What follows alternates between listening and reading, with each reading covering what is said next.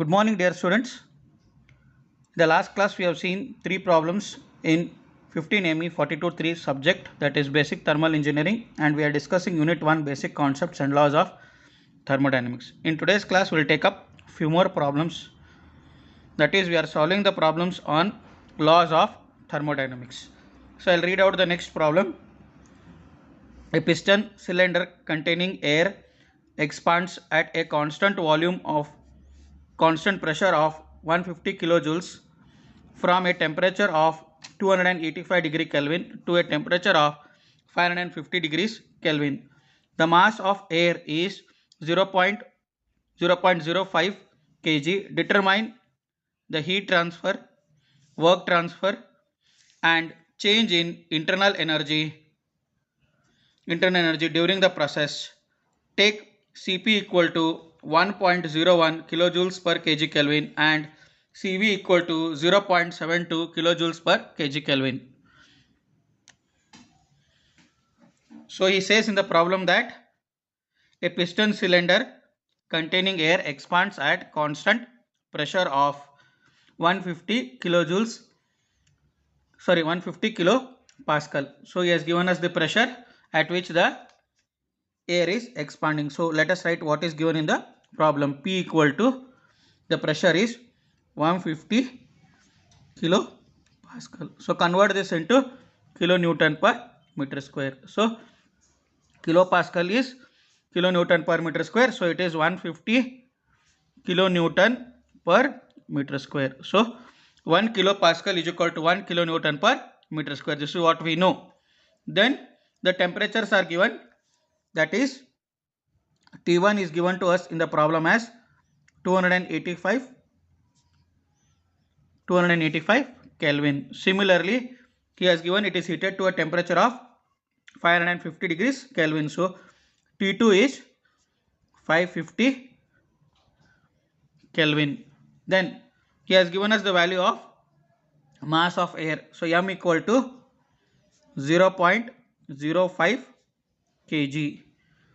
Then he has given us the value of Cp and Cv. So Cp and Cv are given to us in the problem. So let us write the value of Cp. Cp equal to 1.01 kilojoules per kg Kelvin. Then similarly Cv is given, it is 0.72 kilojoules per kg Kelvin. So now let us use what is given in the problem and solve it. So he has asked us to find out heat transfer, that is we need to find out Q12, then work transfer W12 and the change in internal energy du, that is U2 minus U1. These are the things that we need to find out in the problem. Now with this data given in the problem, let us first find out heat transfer, as we know the value of T1 and T2 and M. So heat transferred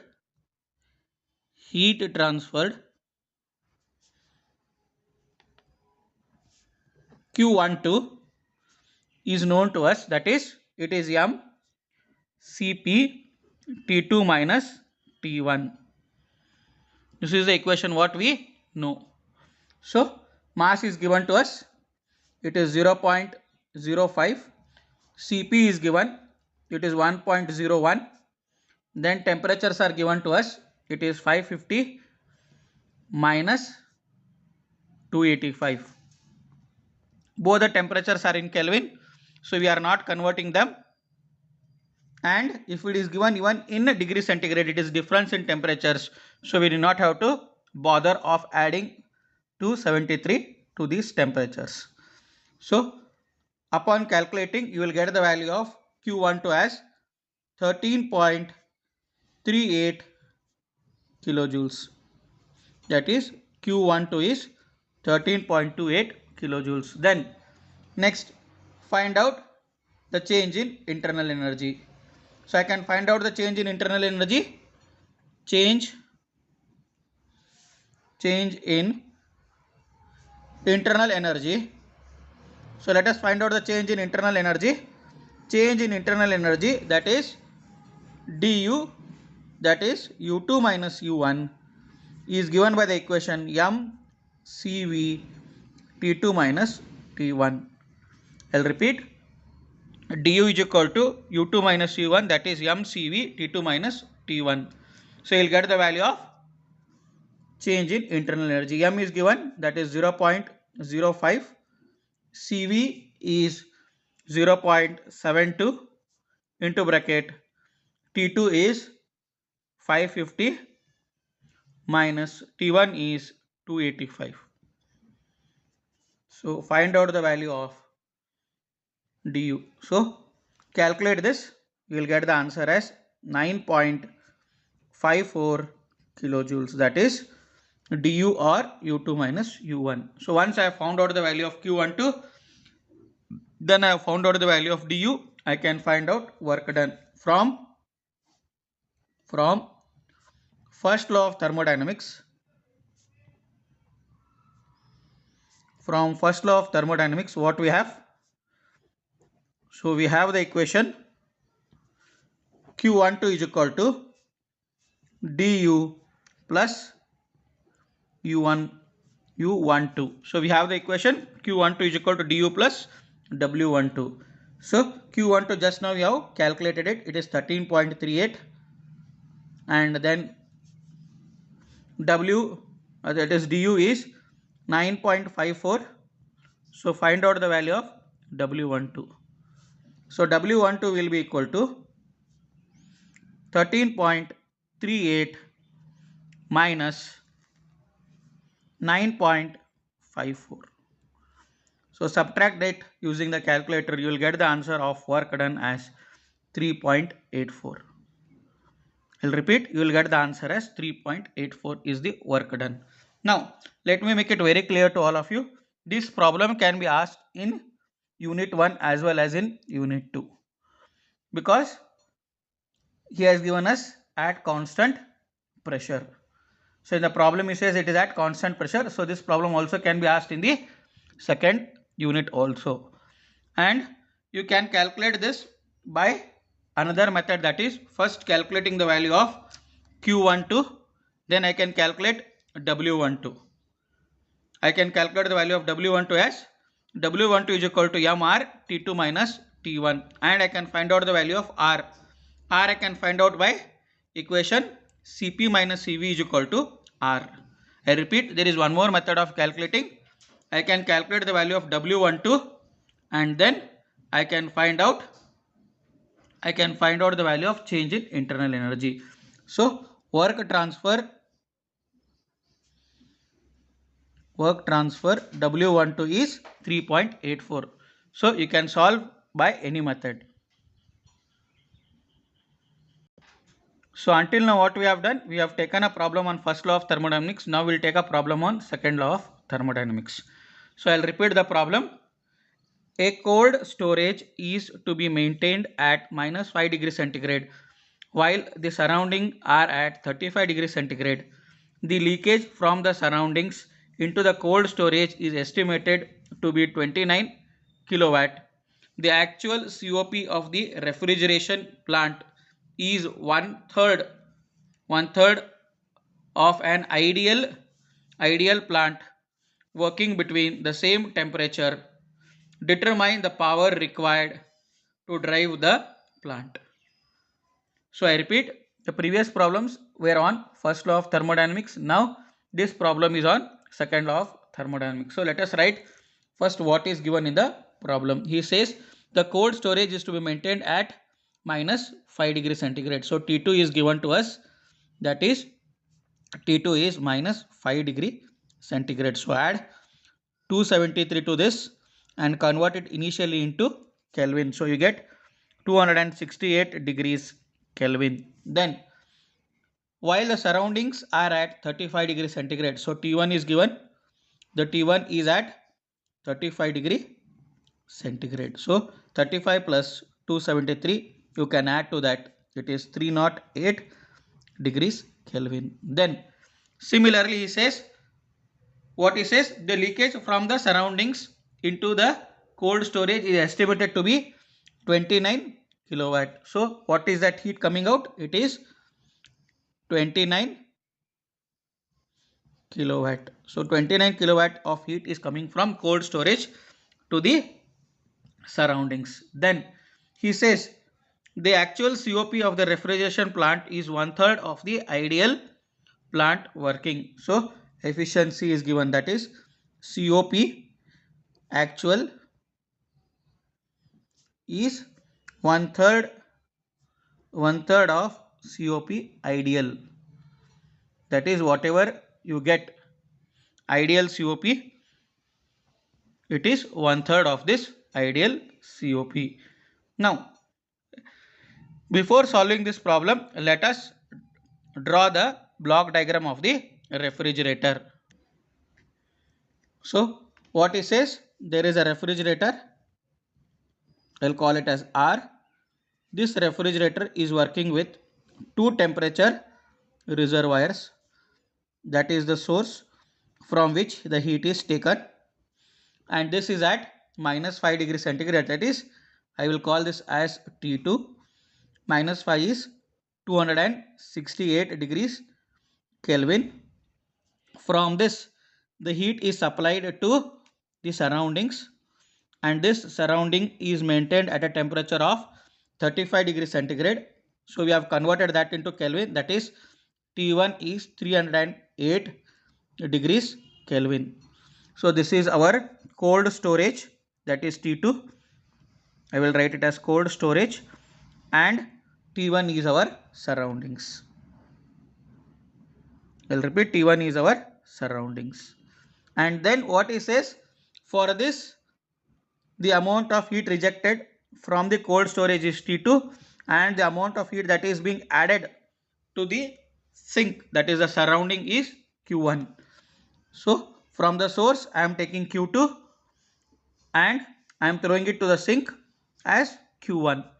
Then what is the amount of work required? WR is the amount of work required for the refrigerator. Now let us solve this problem. As we know the equation of ideal COP, that is coefficient of performance, ideal is given by cooling effect or refrigeration effect divided by work supplied or work required. So what is that cooling effect or refrigerating effect? Is T2 divided by work supplied is T1 minus T2. I'll repeat, cooling effect is T2, from where I am taking out the heat and throwing it out to the surrounding, that is, and then work supplied is T1 minus T2. So substitute the values. T2 is 268, and then T1 minus T2, that is T1 is 308 and T2 is 268. So substitute these values. So you get the COP as 6.7. 6.7 is the ideal COP. COP ideal. COP ideal is how much? 6.7. Then find out COP actual. COP actual is 1/3 of ideal. So 1/3 into 6.7. You will get the actual COP, that is actual is 2.2233. 2.2233 will fetch me the actual COP. Then find out work required. That is, what is actual COP? Actual COP will be equal to, what is that? It is the amount of heat that is coming out, that is cooling effect, Q2 divided by work supplied, that is WR.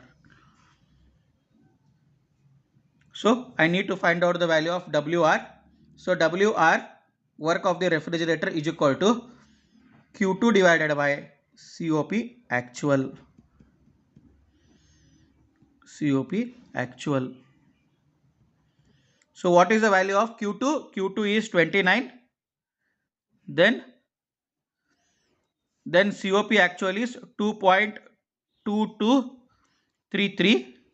So divide this, you will get the answer of work required, that is work required by the refrigerator will be 12.987 kilowatt. So this is the amount of work you need to supply to the refrigerator. So continuing further, we'll take one more problem. In a compressor, the air has an internal energy at beginning of the expansion is 200 kilojoules, and after expansion the internal energy becomes 510 kilojoules. The work done by the air during expansion is 150 kilojoules. Determine the heat flow. I'll repeat the question again. In a compressor, the air has an internal energy at the beginning of the expansion is 200 kilojoules, and after expansion the internal energy becomes 510 kilojoules per kg. The work done by the air during expansion is 150 kilojoules per kg. Determine the heat flow. So we need to find out what is the amount of heat which is going to flow. So let us write what is given in the problem. So he says the internal energy at the beginning is how much? 200 kilojoules. 200 kilojoules per kg. And then after expansion the internal energy is 510 kilojoules per kg. So after expansion the internal energy is 510 kilojoules per kg, and he says the work done by the air during expansion, that is W12 or W we can say is 150 kilojoules per kg. So it is work done by the air, so it is positive. So these are the things that is given in the problem. So let us, what we need to find out, determine heat flow, that is Q we need to find out. So we need to find out the value of Q, that is from first law of thermodynamics.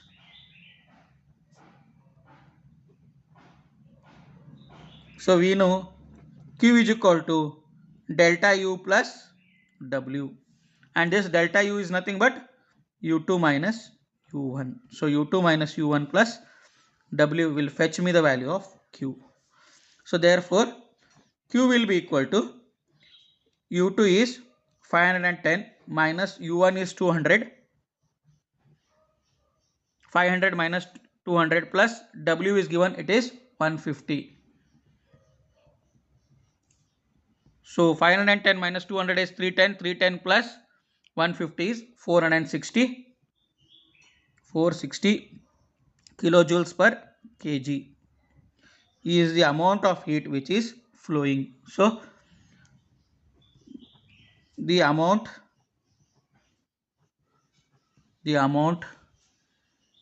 of heat flowing is 460 kilojoules per kg.